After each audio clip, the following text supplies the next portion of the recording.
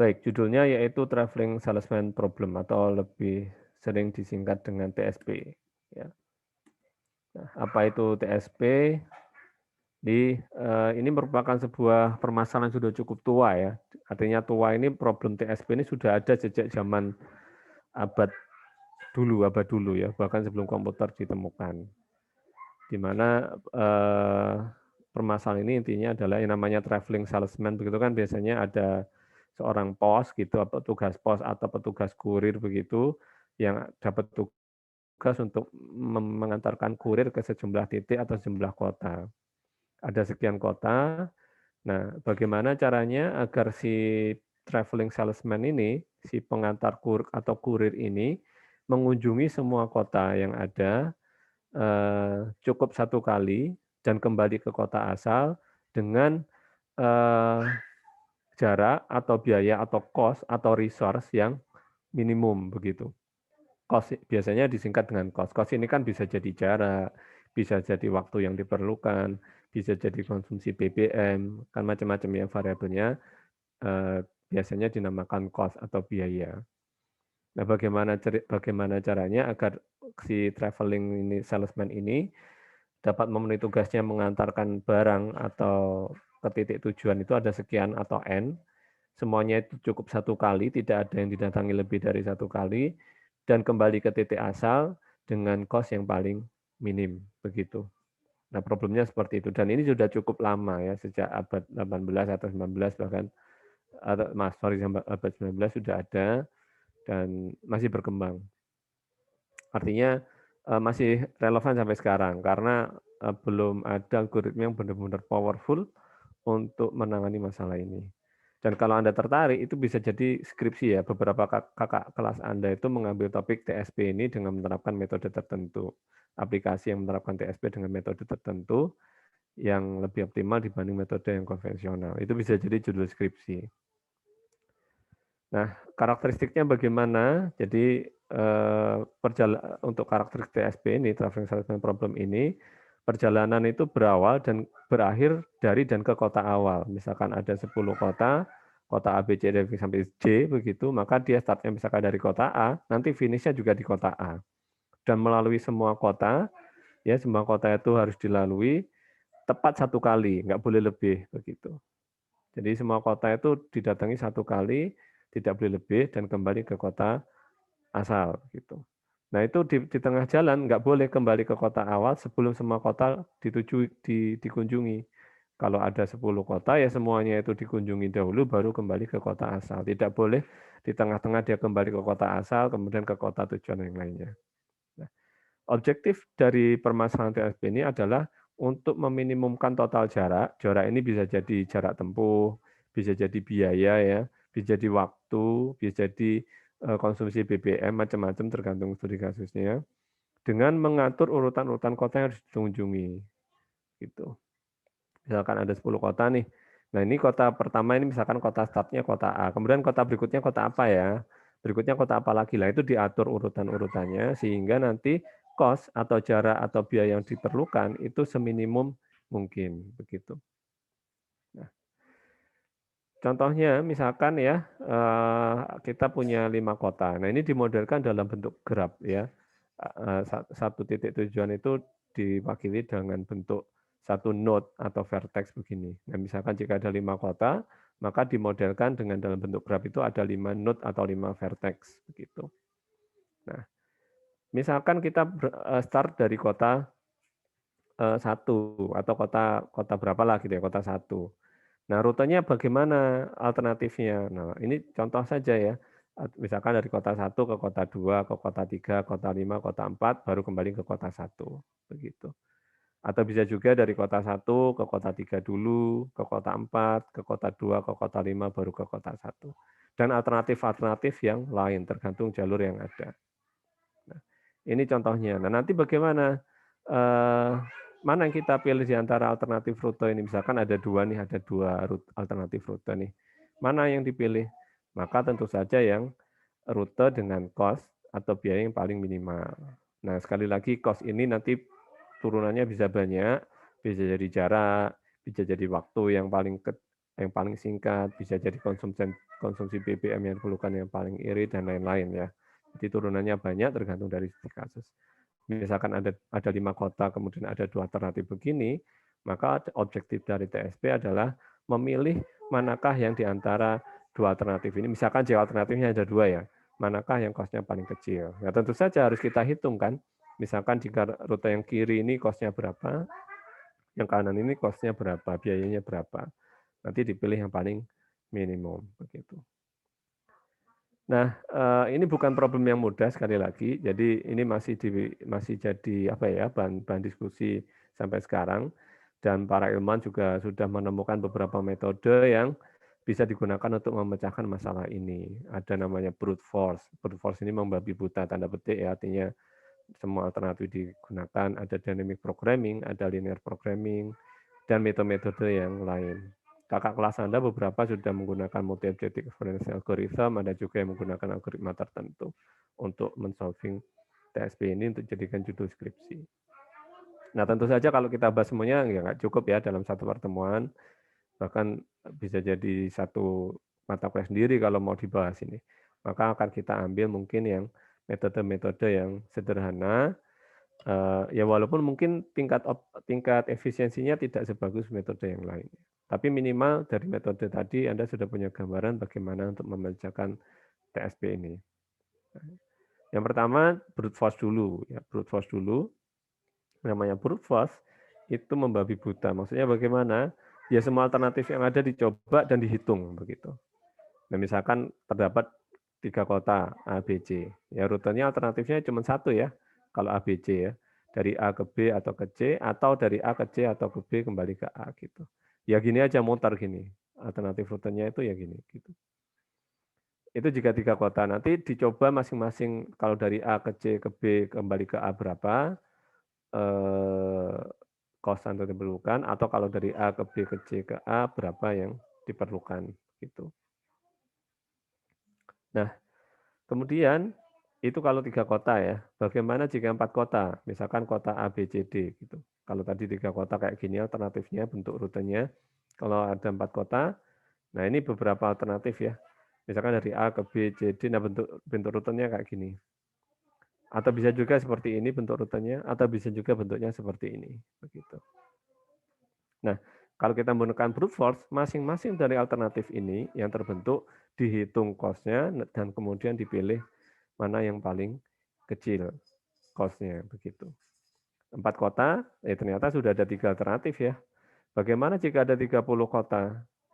Tentu maka alternatifnya sangat banyak ya, sangat banyak, dan kalau menggunakan brute force ya tentu dari segi efisiensi tentu sangat tidak efisien begitu.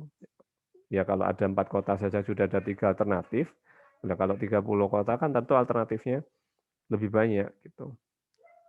Ada yang menghitung misalkan 30 kota, nanti alternatif yang terbentuk itu adalah 30 min 1 faktorial. Artinya berapa?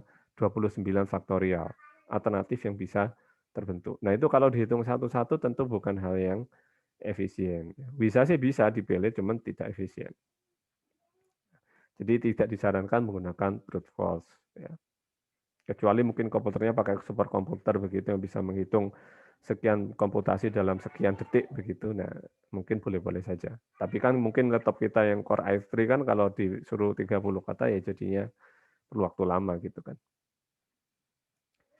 Nah, ada pendekatan lain yang bisa kita lakukan, yaitu dengan cara dynamic programming. Ya sebenarnya dynamic programming ini juga bukan bentuk yang paling efisien ya, tapi setidaknya lebih bagus dari brute force. Kenapa di sini diterangkan dynamic programming? Karena bentuknya mungkin relatif sederhana dibanding lebih kompleks dari brute force, namun lebih sederhana dibanding metode-metode yang lain sudah dijelaskan di atas. Ya. Kalau Anda tertarik metode-metode yang lain, mungkin nanti Anda bisa belajar secara mandiri. Setidaknya lewat dynamic programming nanti kita bisa mengetahui, oh ternyata untuk men-solving TSP ini bisa menggunakan dengan alur seperti ini. Begitu. Nah, bagaimana dengan pendekatan dynamic programming? Kita datanya itu dimodelkan dalam bentuk graf, misalkan terdapat data seperti berikut, begitu. Nah, Misalkan ada 4 kota ya, atau 4 titik begitu, ada titik 1, kota 1, kota 2, kota 3, kota 4. Kemudian rutenya itu seperti ini, dari kota 1 bisa PP ke kota 2, dari kota 1 bisa PP ke kota 3, kota 1 bisa PP ke kota 4. Oh ya, kalau di TSP, graf yang digunakan itu adalah graf dengan, kemarin kan di spanning tree itu kita sudah mengenal ada beberapa macam bentuk graf ya. Ada yang weighted ya, saya tulis saja. Ada weighted tulisannya gimana ya? Apa gini ya? Saya lupa tulisannya ya. Ada yang directed ya. Jadi kalau kita menggunakan TSP ini, tipe grafnya itu adalah yang ada bobot dan ada arahnya, begitu. Artinya bagaimana? Kalau ini misalkan dari satu tanda panahnya hanya kedua, maka tidak berlaku sebaliknya. Nah, di sini yang kita gunakan sebagai contoh, ini dua arah ya, dari satu bisa ke dua dan dua bisa ke satu. Dari satu bisa ke tiga dan dari tiga bisa ke satu, dari satu ke empat bisa ke, dari satu bisa ke empat dan empat ke satu. Begitu juga dua ya, dua bisa ke empat dan sebaliknya, tiga bisa ke empat dan sebaliknya, begitu. Nah, ini arahnya ada, kemudian kita kasih bobot atau weight ya, yang menyimbolkan cost. Kita bisa menggunakan untuk bobotnya itu, kita bisa modelkan dalam bentuk matriks ya, atau tabel begitu. Jadi di sini ada kota 1, 2, 3, 4, kota 1, 2, 3, 4. Nah, maksudnya di sini bagaimana? Kos biaya untuk dari kota 1 ke kota 2 itu bobotnya 10. Jadi di sini dari kota 1 ke kota 2 itu kos yang diperlukan adalah 10 begitu. Jadi dari kota 1 ke kota 2 itu kos yang diperlukan adalah 10 kalau berdasarkan matriks ini. Dari kota 1 ke kota 3 itu bobot yang kos yang diperlukan adalah 15. Ini dari kota 1 ke kota 3 itu bobot yang diperlukan 15. Nah, di sini bisa jadi antara contoh ya dari 1 ke 2 dan dari 2 ke 1 itu bisa jadi bobotnya beda. Nah, di sini kalau kita lihat dari kota 1 ke kota 2 itu bobotnya 10, dari kota 1 ke kota 2 bobotnya 10. Namun kalau dari 2 ke kota 1, dari 2 ke kota 1 itu ternyata bobotnya 5. Jadi dia nggak sama ya, kalau dari 1 ke 2 itu 10, dari 2 ke 1 itu 5. Loh kok bisa gitu? Apakah harus sama? Tidak. Dalam kenyataannya, misalkan kalau kalau misalkan dari rumah dari mana ya?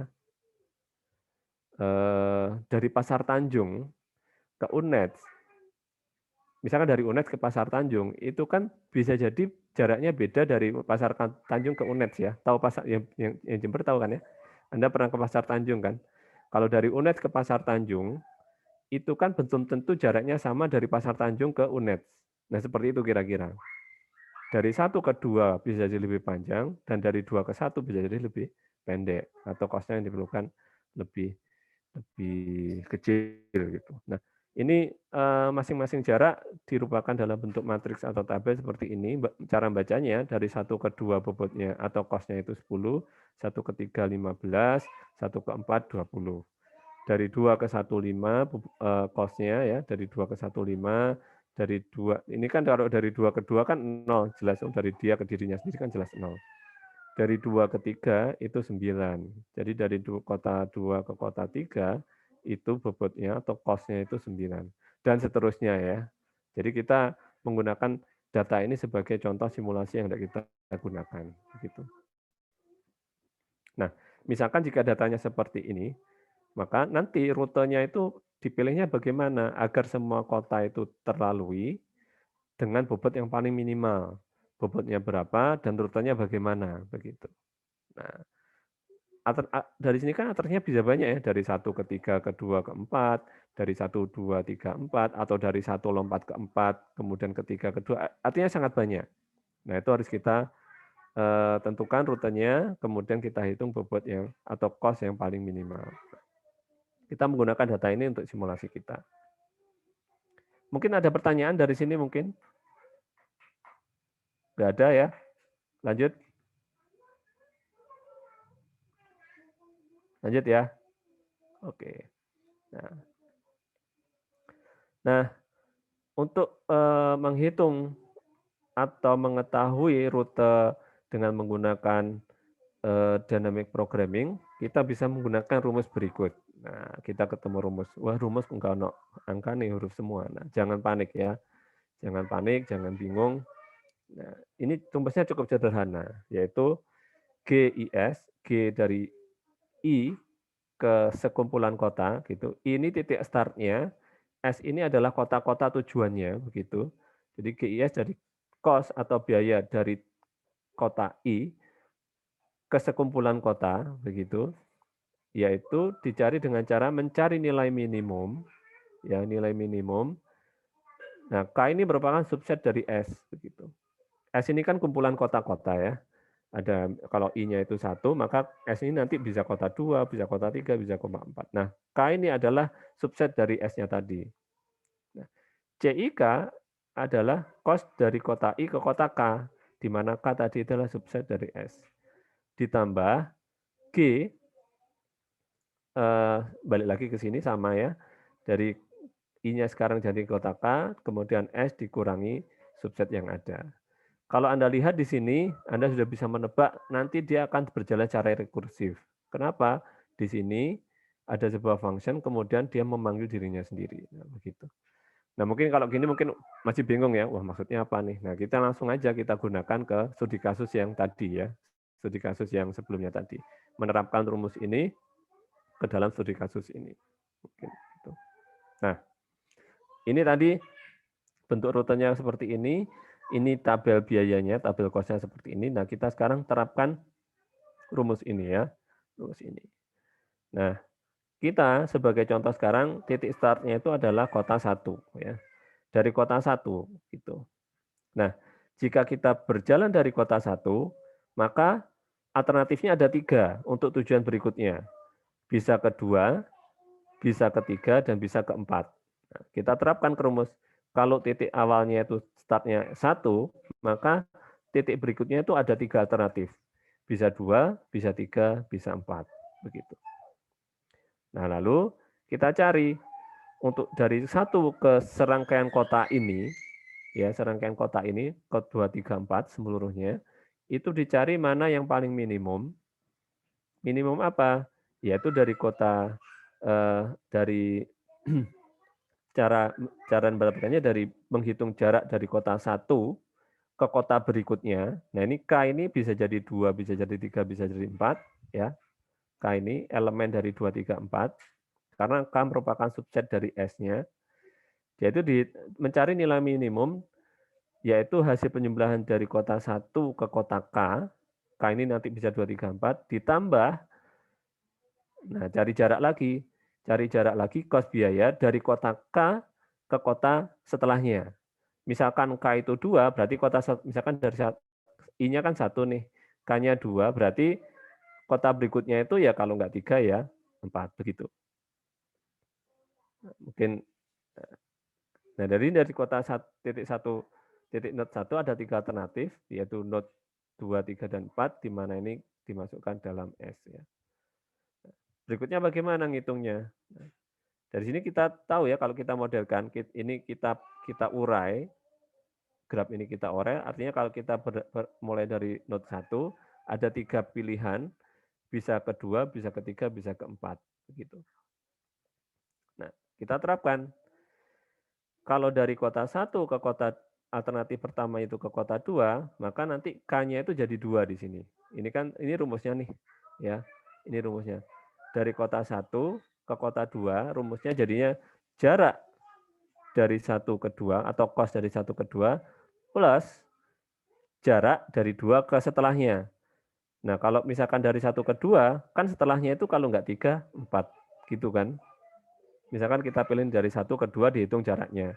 Plus jarak setelahnya. G2, 3, 4 ini maksudnya setelah 2, itu kan kita harus hitung dari 2 ke 3 atau dari 2 ke 4. Gitu.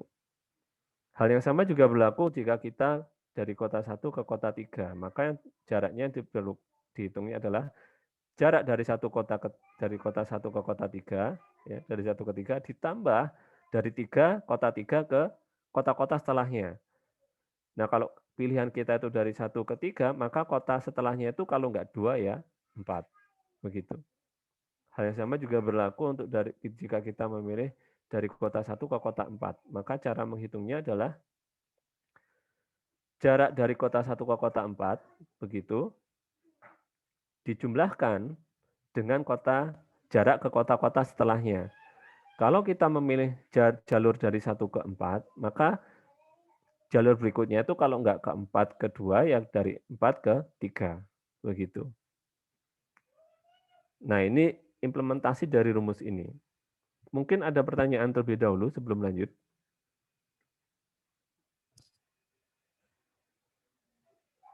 Tidak ada?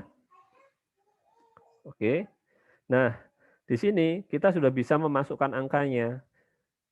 Jarak dari kota 1 ke kota 2 itu kan bisa kelihatan di sini di tabel ya. Berapa jaraknya dari kota 1 ke kota 2 berapa? Ada yang tahu mungkin kalau dilihat dari tabelnya? Ada yang bisa jawab? 10. Betul, 10 ya. Dari kota 1 ke kota 2 itu jaraknya 10.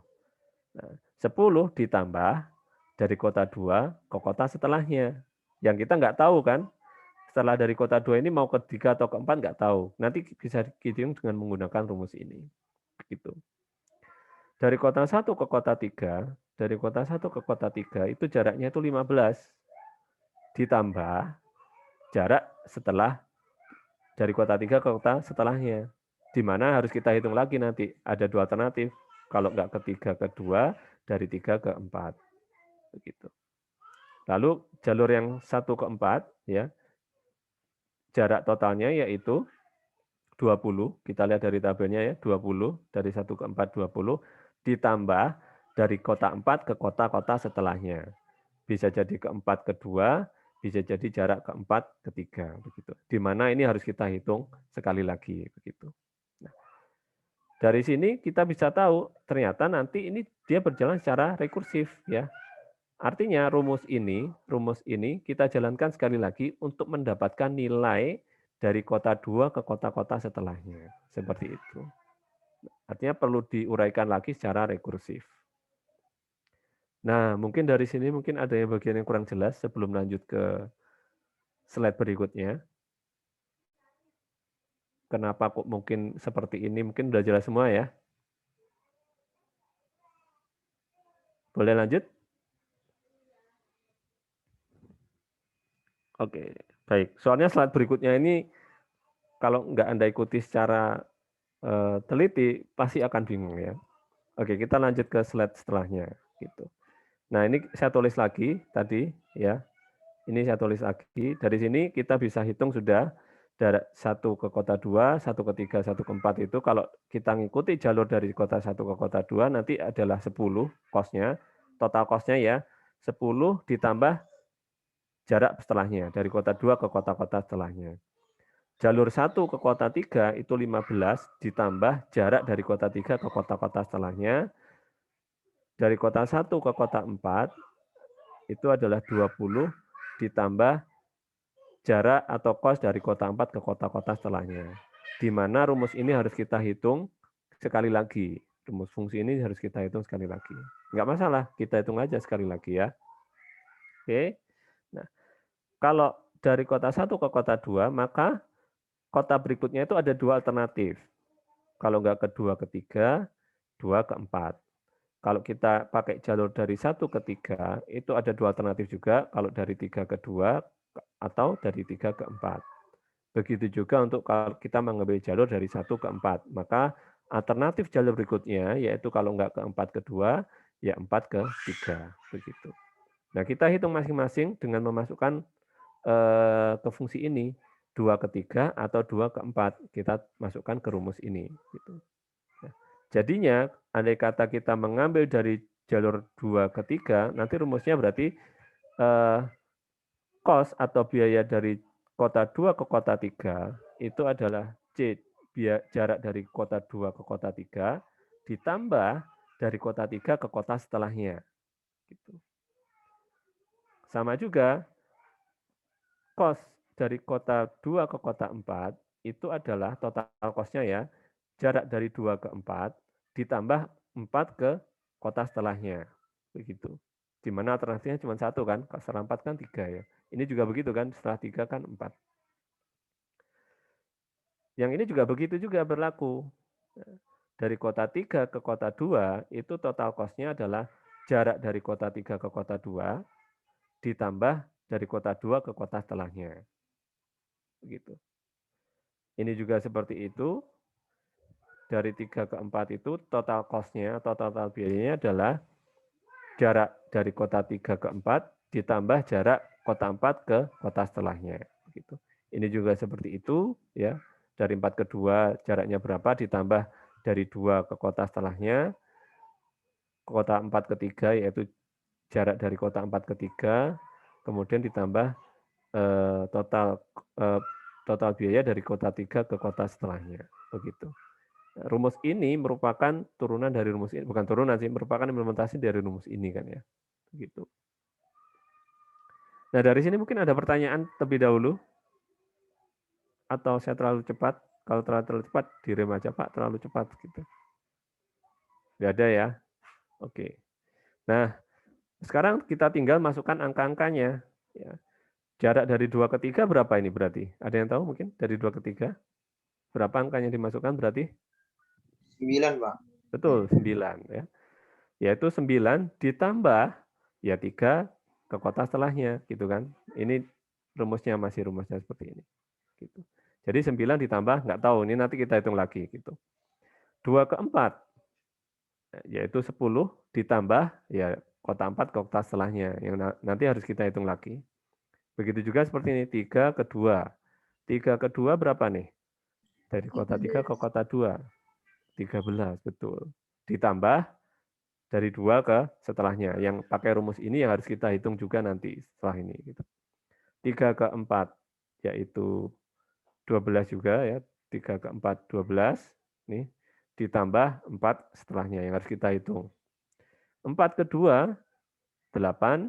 Ditambah setelahnya 4 ke 3, yaitu 9. Ditambah dari 3 ke kota setelahnya. Seperti itu. Angka-angkanya kita masukkan. Nah, sekali lagi kita kan harus menghitung ya. Ini kan harus kita hitung lagi nih. G ini dengan cara memasukkan ke rumus asalnya. Ini semua kita hitung lagi begitu. Karena belum kita bisa pastikan kan, karena masih ada satu kota lagi yang harus ditempuh, yang harus dihitung caranya. Ya nggak apa-apa, kita masukkan lagi ke kota setelahnya. Nah di sini kalau dari kota 3 maka alternatifnya cuma satu, yaitu ke kota 4. Kalau jalur yang ini dari kota 4 alternatifnya cuma satu, yaitu ke kota 3. Kalau kita jalur ini data kota 2 itu kota 4, setelah kota 4 kota 2 ya. Setelah kota 2 ini kota 3, alternatifnya cuma satu, setelah kota 3 ke kota 2 begitu. Nah, sekali lagi, akhirnya rumus ini kita masukkan lagi gitu. G34. Nah, nanti rumusnya jadinya seperti ini. Jarak dari kota 3 ke kota 4 itu adalah total cost ya, total cost dari kota 3 ke kota 4 itu yaitu jarak dari kota 3 ke kota 4 plus jarak dari kota 4 ke, nah, kota 4 kan berarti titik kota terakhir kan, kota terakhir yang harus ditempuh kan. Sedangkan kita tahu untuk TSP, Traveling Salesman Problem, setelah kota terakhir yang kita lalui, maka titik berikutnya adalah kembali ke kota asal. Yaitu kota apa? Kota asalnya. Kota 1 begitu. Jadi di sini nanti kita masukkan C34 ini adalah jarak dari 3 ke 4, G40 itu maksudnya jarak dari kota 4 ke titik asal begitu, yaitu titik asalnya berapa, titik startnya kota 1 begitu. Sama juga untuk rumus G43 ini nanti jika diturunkan jadinya jarak dari kota 4 ke kota 3, cost dari kota 4 ke kota 3 ditambah total cost dari kota 3 ke titik asal, di mana titik asalnya titik 1. Begitu. Sama juga untuk kota-kota yang lain, jarak dari kota 2 ke kota 4 ditambah dari kota 4 ke titik asal, jarak dari kota 4 ke kota 2 ditambah dari kota 2 ke titik asal, kemudian jarak dari kota 2 ke kota 3, ditambah jarak dari kota 3 ke titik asal, ini juga seperti itu, jarak dari kota 3 ke kota 2, ditambah dari kota 2 kembali ke titik asal. Gitu. Sekarang tinggal kita masukkan angka-angkanya. Jarak dari kota 3 ke kota 4 berapa ini berarti ya? Ada yang tahu mungkin? Kalau dari tabel berapa? 12. 12. Dari kota 4 ke titik asal berapa? 8. 8. 12 tambah 8 berapa? 20. 20. Seperti itu. Nah, 20. Ini juga seperti itu. Dari kota 4 ke kota 3, yaitu 9 ya. Dari kota 4 ke kota 3, 9. Ditambah dari kota 3 ke titik asal, yaitu kota 1. Dari kota 3 ke titik asal 1, jadinya 6. Sehingga total yaitu 15. Begitu. Total cost-nya 15. Lalu yang jalur ini juga begitu, dihitung dari 2 ke 4. Dari 2 ke 4 itu 10. Ditambah dari kota 4 ke titik asal, yaitu 8. 4 ke titik asalnya kan 1 nih, 8. 10 tambah 8 jadinya 18. Kemudian dari 4 ke 2, 4 ke 2, 8. Ditambah dari 2 ke titik asal. Dari 2 ke 1 yaitu 5. 8 tambah 5 jadinya 13. Kemudian dari 2 ke 3, dari 2 ke 3 ini 9, ditambah dari 3 ke titik asal, dari 3 ke titik asal titik 1, 6, 9 tambah 6 jadinya 15. Kemudian dari kota 3 ke kota 2, kota 3 ke kota 2, 13, ditambah dari 2 ke titik asal, 2 ke titik asal yaitu 1 jadinya 5, 13 tambah 5, 18. Kalau Anda jalankan secara rekursif, ini merupakan base case-nya nih. Base case-nya di sini, titik akhir ya, bentuk yang paling sederhana. Nah, ini sudah kita dapatkan datanya kan. Di sini ketemu 20, ini ketemu 15, ini ketemu 18, ketemu 13, ketemu 15, ketemu 18. Seperti ini. Nah, mungkin sampai sini mungkin ada bagian yang kurang jelas mungkin sebelum lanjut.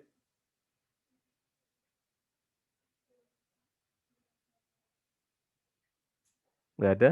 Lanjut ya. Boleh? Oke. Nah, kita sudah tahu ya ketika kita belajar rekursif, ketika yang materi rekursif yang di awal itu ya, ketika dia sudah sampai titik base case-nya, dia kan kembali ke atas ya, kembali ke atas ke fungsi di mana fungsi alsa rekursif itu dipanggil ya.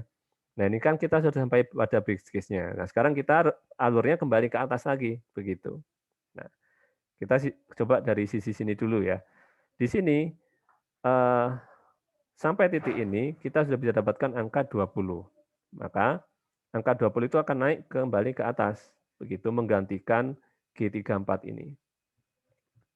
Nah, angka 20 di sini, ya, akan menggantikan ini. Sehingga di sini menjadi 9 ditambah 20. Sebentar. Ini penghapus. Ya. Nah, sekarang angka-angka hasil penghitungan dari base case-nya itu kita naikkan ke atas. Angka 20 ini kita naikkan ke atas ya, menggantikan ini. Jadinya sekarang yaitu 9 ditambah berapa? 20 begitu. Nah, 9 ditambah 20. Ya. Ini juga seperti itu. Ini berarti 10 ditambah berapa ini? Tambah 15. Yes, betul ya. Tambah 15. Gitu. 13 ditambah berapa ini? Berapa? 18. Angka di bawahnya. 18, betul. Kemudian ini 12 ditambah 13. 8 ditambah berapa? 15 lah. 15. 9 ditambah 18. 18. Betul sekali. Hasil penghitung secara rekursif ya, logika rekursif itu kan begitu kita sampai ke base case, angka hasil penghitungan base case-nya kan dikembalikan atau kembali dilempar ke atas ya. 20 naik ke atas, kemudian angka 15 naik ke atas ya, naik ke atas, 18 juga naik ke atas, 13 naik ke atas, kembali ke fungsi yang memanggilnya tadi ya, sebagai output fungsi yang memanggilnya 18 begitu. Nah, di sini kan kembali bisa kita hitung ya, berarti. Berarti kan di sini output dari jalur ini 9 tambah 20 berapa? 29. 29, betul. Sisi sini yaitu 29 outputnya. 29. Sini berarti outputnya berapa di sini? Outputnya 25. jalur ini 25, betul ya. Ini berapa? Berapa ya? Jalur ini berapa cost-nya berarti? 30? 31. Yes, betul 31. Ini 25. 25. Ini berapa nih yang jalur ini? 23. Yes, 23 ya. Lalu jalur ini berapa nih? 27. Yes, betul 27. Nah, begitu. Di jalur ini, jalur dari titik 3 ke bawah, itu cost-nya 29. Dari 4 ke bawah, total cost-nya 25. Dari 2 ke bawah, total cost-nya 31. Dari 4 ke bawah, total cost-nya 25. Dari 2 ke bawah, total cost-nya 23. Dari 3 ke bawah, total cost-nya 27.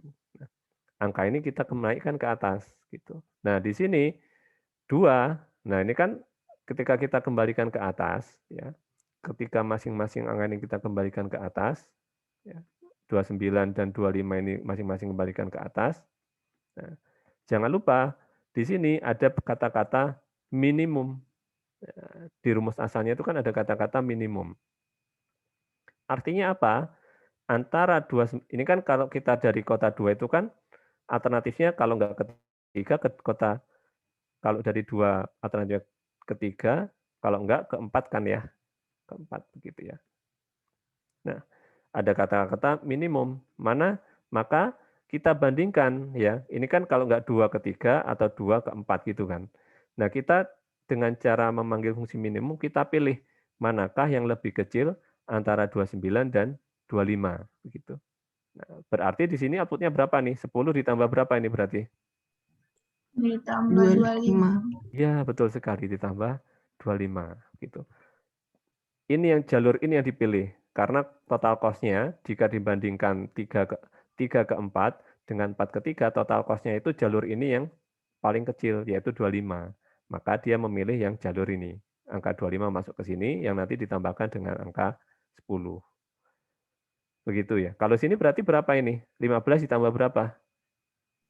25. Tambah 25, betul. Ini 20 ditambah berapa ini berarti nanti? 23. Betul, 23, begitu. Begitu ya. Nah, seperti juga fungsi rekursif, maka kita naik 3, 35 kan ya. 15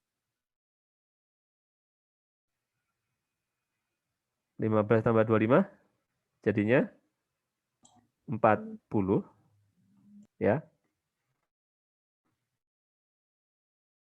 Lalu 24 43 gitu. Nah, jika dari titik 1 mengambil jalur ke titik 2, maka total cost yang diperlukan adalah 35. Kalau dari kota 1 ke kota 3, maka nanti total cost minimum ya yang didapatkan itu adalah 40. Dari kota 1 ke kota 4, maka total cost minimum yang didapatkan adalah 43. Maka yang dipilih nanti berapa? Antara 1, 2, 1, 3, 1, 4, mana yang Anda pilih?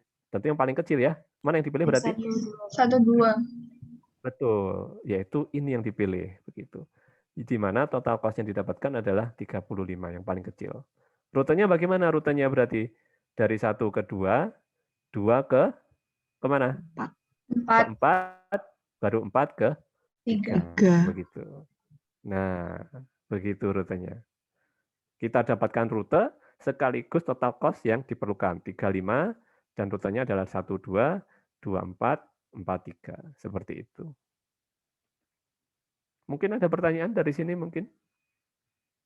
Atau ada bagian yang kurang jelas? Nggak ada ya.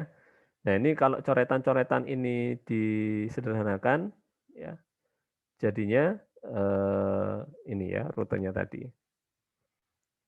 yang terpilih dan angka-angkanya seperti ini tadi yang kita dapatkan tadi. Ini coret-coretannya dihapus. Nah gini ya.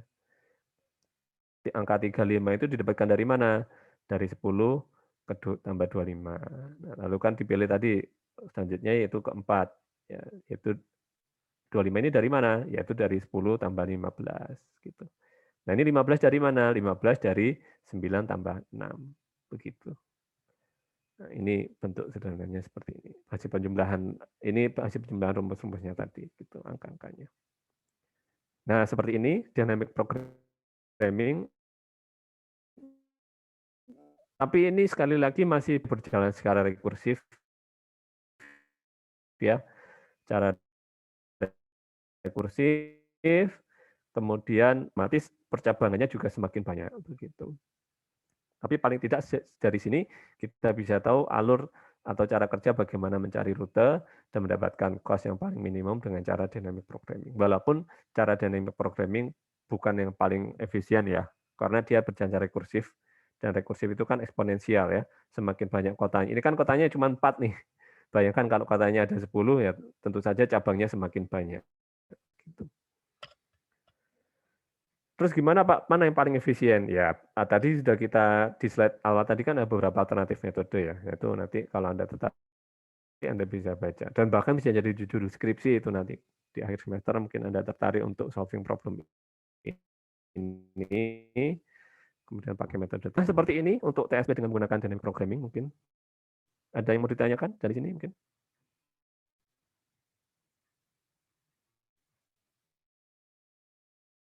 Atau ada bagian atau part yang belum jelas?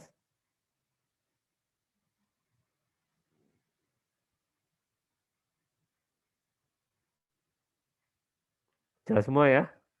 Oke, alhamdulillah kalau begitu.